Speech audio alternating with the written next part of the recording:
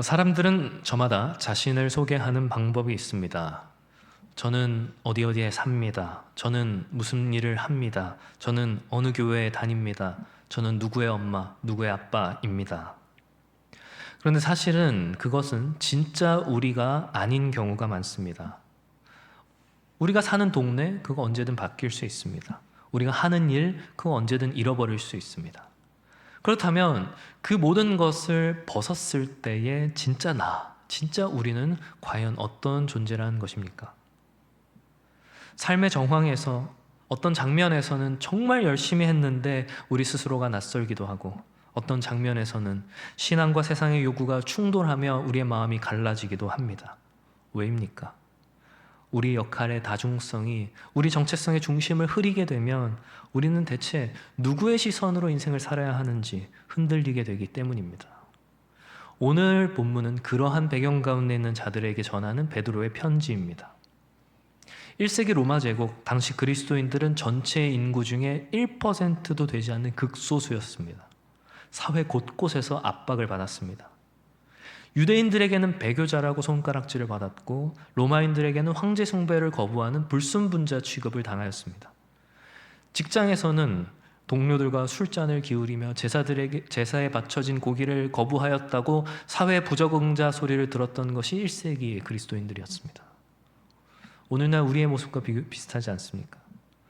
회식 자리에서 음주를 거부하면 재미없는 사람처럼 여겨지게 되고, 정직하게 세금을 내면 융통성 없는 사람처럼 여겨지게 되는. 그런데 베드로는 그런 그들의 상황을 피하게 하지도 않았고, 그렇다고 값싼 위로를 전하지도 않았습니다. 복음이 가지고 있는 해답을 제시하여 줍니다. 오늘 그것을 함께 살펴보고자 하는 것입니다. 오늘 본문 이렇게 시작합니다. 그러므로 라고 시작합니다. 여기서 그러므로 이렇게 시작하는 것은 베드로가 앞에서 전했던 교훈을 지금 받아서 이제 이야기를 시작한다, 그걸 뜻합니다. 그러니까 베드로는 앞서 베드로전서 1장에서 이 거듭남의 은총을 설명하였었습니다. 거듭남의 은혜, 그 다음은 산소망, 썩지 않는 유업, 너희가 그것을 받았다면, 새 생명이 주어졌다면 자연스럽고 당연하게 이렇게 하라라는 것입니다. 무엇을 이야기합니까? 멀리 하라. 모든 악독과 기만과 외식과 시기와 비방하는 말을 멀리 해야 된다. 은혜는 버려야 할 것을 버리는 힘을 주는 시작이 됩니다. 이 5가지를 보십시오. 악독, 외식, 시기, 비방, 기만, 이것들이 말하는 것이 무엇입니까? 전부 관계를 파괴하는 독들입니다. 사람과 사람 사이에 담을 쌓게 하고 공동체를 분열시키고 서로를 미워하게 만드는 영적인 독소들입니다. 베드로는 이것들을 버려야 한다. 옷을 벗듯이 벗어버려야 된다. 이렇게 말하는 것입니다. 또 이렇게 말합니다. 2절 보니까 갓난아이 같이 순전하고 신령한 젖을 사모해야 한다. 배고픈 아이는 어떻습니까? 온몸으로 젖을 찾습니다. 울기도 하고, 울어서 안 되면 막 몸짓을 하기도 하고, 그 갈망을 표현합니다. 엄마 아빠가 피곤하든 말든 시간을 가리지 않고 젖을 찾습니다. 밤낮을 가리지 않고 체면 따위는 전혀 없이, 자존심 전혀 없이 본능적으로 생명을 위한 양분을 간구하는 것입니다. 베드로는 이와 같이 본능적인 갈급함으로 하나님의 말씀을 사모해야 한다, 이렇게 가르치는 것입니다. 마치 갓난아이가 당연히 어미의 젖을 빨아먹듯이 영적인 갈급함을 가지고 말씀을 향한 우리의 마음의 방향을 고정해야 한다. 베드로는 이것을 교훈합니다. 여기서 베드로가 말한 순전한이라는 뜻은 섞이지 않은, 순수한, 이런 뜻입니다. 왜 이런 말이 나왔냐면 1세기 로마 시대에는 우유 장수들이 우유를 팔 때 우유에다가 물을 타서 파는 일들이 흔했다고 합니다. 그러니까 이제 가짜 우유를 파는 것이죠. 사람들은 진짜 우유인지 물탄 우유인지 그것을 구별할 수 있는 안목이 필요했었습니다. 베드로는 이 이미지를 가져와서 하나님의 말씀도 그와 같다. 순수해야 한다. 순전해야 한다. 오늘날로 치자면 인간의 철학이나 유행하는 지혜가 섞이지 않은 복음의 순도를 지닌 말씀의 순수함이 우리의 영혼을 굳게 세우는 무게가 된다. 베드로는 그것을 말하는 것입니다. 오늘 우리는 넘치는 정보의 바다 가운데 살아갑니다. 통계에 따르면 현대인들은 하루 평균 11시간을 미디어에 노출되어 산다고 합니다. 11시간입니다. 하루에. 다음 세대를 보면 그래서 안타깝지만 집중력은 점점 짧아지게 되고 바로 그 즉석에서 해결되는 것들에만 관심을 갖는 것을 우리는 보게 됩니다. 쇼츠, 숏폼이 인기를 끄는 것은 바로 그 때문이죠. 그런데 복음은 훨씬 더 깊고 넓은 것입니다. 이미 하나님의 은혜를 경험한 자들이라면, 그 맛을 조금이라도 아는 사람들이라면 더욱 그분의 말씀을 사모하게 되어 있다. 그걸 말하는 것입니다. 처음에는 어려워도 조금씩 그 말씀의 맛을 보다 보면 그것이 달게 느껴질 것이다. 그것을 말하는 것입니다. 처음 카페에 가서 아메리카노를 먹던 날이 생각납니다. 고등학교 2학년 때였는데 친구랑 이제 남자 둘이서 처음 카페에 가서 아메리카노를 시켜 먹었는데 세상에 이렇게 쓴 음료가 없었습니다. 설탕을 아무리 부어도 달아지지 않는, 물론 지금은 너무 좋아합니다만 말씀도 그렇습니다. 처음에는 이게 쓰게 느껴질 수 있습니다. 어렵게 느껴질 수 있습니다. 하지만 먹다 보면 그 맛을 아는 것입니다.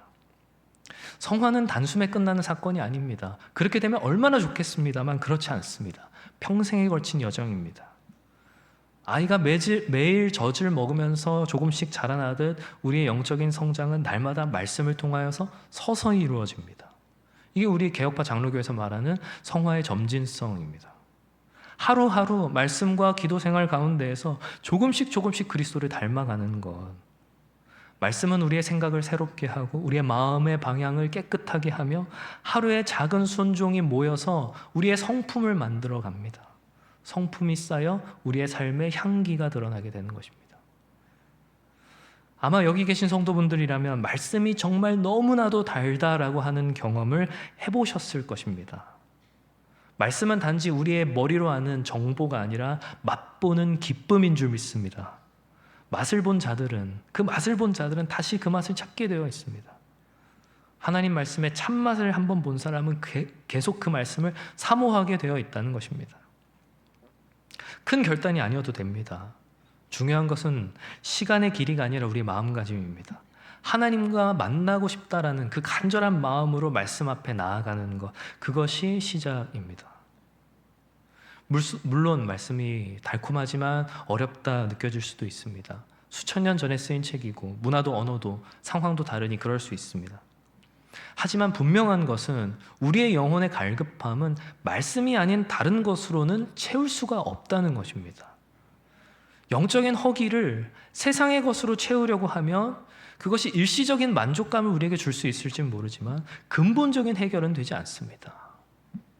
그래서 우리 교회에 어성경도 있고 하지 않습니까? 베드로는 말합니다. 너희가 주의 인자하심을 맛보았으면 그리하라. 맛보았으면, 은혜를 맛본 자들이라면, 그 인자하심을 맛본 자들이라면 당연하게도 그리하라라는 것입니다. 우리의 영혼을 자라게 하는 말씀을 사모하라라는 것입니다. 말씀으로 자라나는 것, 이것이 그리스도인의 정체성의 출발이고 시작입니다. 더러운 것을 버리고 순수한 말씀을 사모할 때 변화는 시작되기 때문입니다. 그리고 이것은 개인적인 경건의 차원을 넘어 공동체 전체의 건강과도 직결됩니다. 말씀으로 든든히 세워진 개인들이 모여 건강한 교회를 이루어가기 때문에 그렇습니다. 고대 팔레스타인에서 건축할 때 가장 중요한 것은 모퉁이 돌이었습니다. 모퉁이 돌은 익히 들으셨겠지만 건물의 기준이자 방향을 결정하는 핵심이었습니다. 모든 돌은 그 모퉁이 돌의 기준에 맞추어서 제 자리에 위치해야 전체가 안전할 수 있었던 것입니다. 그래서 모퉁이 돌이 삐뚤어지면 건물 전체의 구조가 위험해졌고, 그래서 실제로 고고학자들이 발굴한 고대 건축물들을 보면 모퉁이 돌은 다른 돌들보다도 훨씬 더 크고 훨씬 더 정교했다라고 합니다. 베드로는 이 이미지를 빌려서 교회를 설명합니다. 교회는 무작위로 임의로 세워진 것이 아니라 모퉁이 돌을 기준 삼아 아주 섬세하게 계획되고 건축된 집이라는 것입니다. 베드로는 우리 주님을 가리켜 보배로운 산돌로 설명합니다. 여기서 산돌이라고 하는 표현이 흥미롭습니다. 돌이 어떻게 살아있을 수 있습니까? 돌은 차갑고 딱딱한 무기물입니다. 근데 베드로는 살아있는 돌 이렇게 표현하였습니다. 산 돌이기에 살아있는 돌로 만들어졌기에 그것이 살아있는 집이 될 수 있는 것입니다. 이것이 교회가 세워지는 원리이기도 합니다. 우리 한 사람 한 사람이 말씀으로 살아있는 돌이 되어서 산돌이신 예수께 접붙임 바 되어 살아있는 하나의 건축물 교회를 이루는 것입니다. 이것은 이미 구약에서 예언되었던 것이기도 합니다. 이사야에서 말하듯이 이 기초가 되는 머릿돌, 이 모퉁이 돌이 곧 예수 그리스도이시며 그리스도를 머리로 한 공동체 안에서 하나님의 임재는 실제가 되었습니다. 그래서 교회는 건물의 규모로 정의되지 않고 그리스도와의 연결로 정의되는 것입니다. 그래서 이 연결의 견고함이 곧 공동체의 견고함이 됩니다. 당시의 사람들은 이 돌의 가치를 알아보지 못했습니다. 유대 종교 지도자들에게는 나사렛 출신의 목수아들이라고 무시당하였고 로마 정치가들에게는 자칭 왕이라고 하는 반란자로 거부당하셨습니다.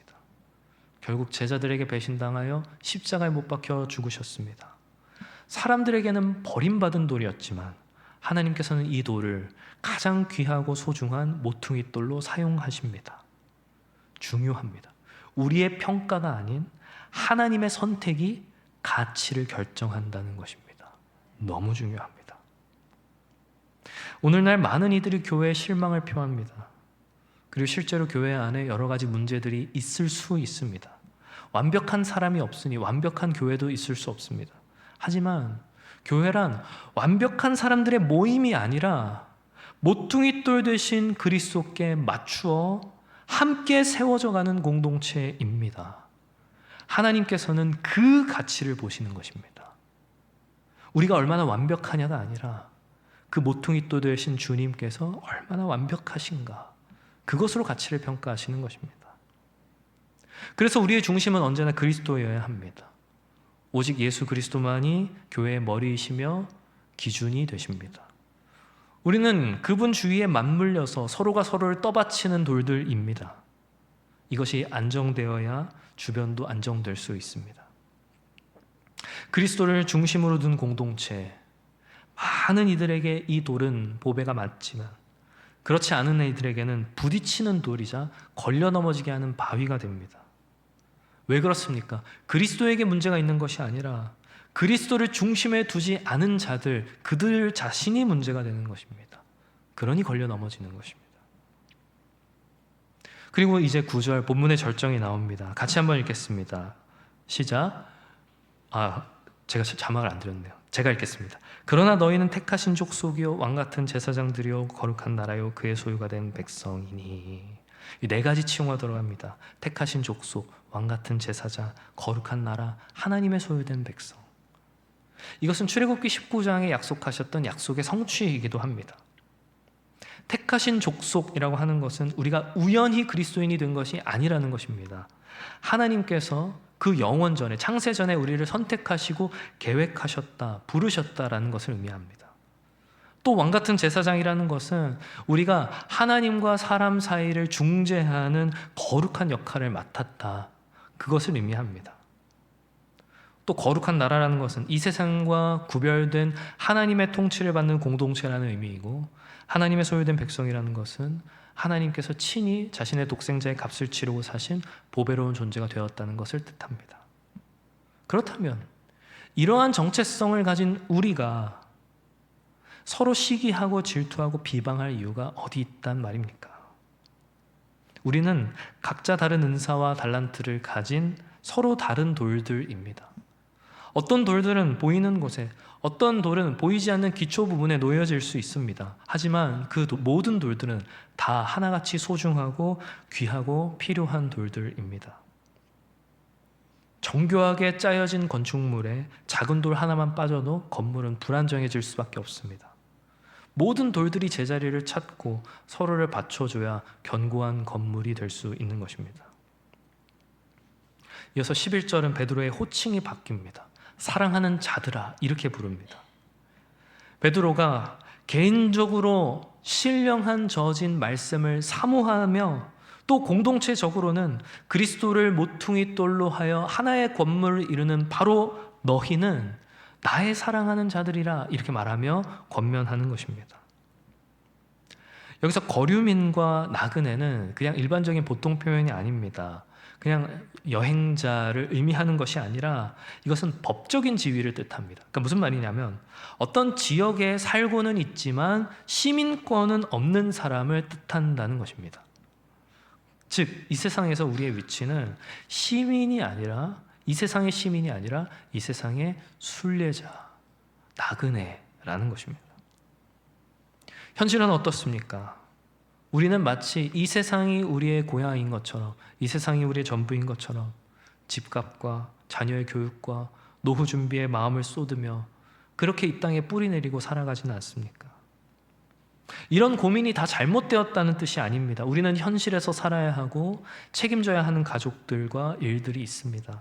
물론 그것 너무 중요합니다. 하지만 그 과정에서 우리가 하늘 시민권이라는 이 중요한 관점을 잃어버리게 된다면 우선순위가 뒤바뀔 수밖에 없고 우리의 마음이 세상 속에서 과도하게 흔들릴 수밖에 없는 것입니다. 순례자와 시민은 같은 길을 갑니다. 하지만 다른 목적지를 바라보고 있습니다. 베드로는 그것을 말하는 것입니다. 베드로가 말하는 나그네의 삶은 현실 도피가 아닙니다.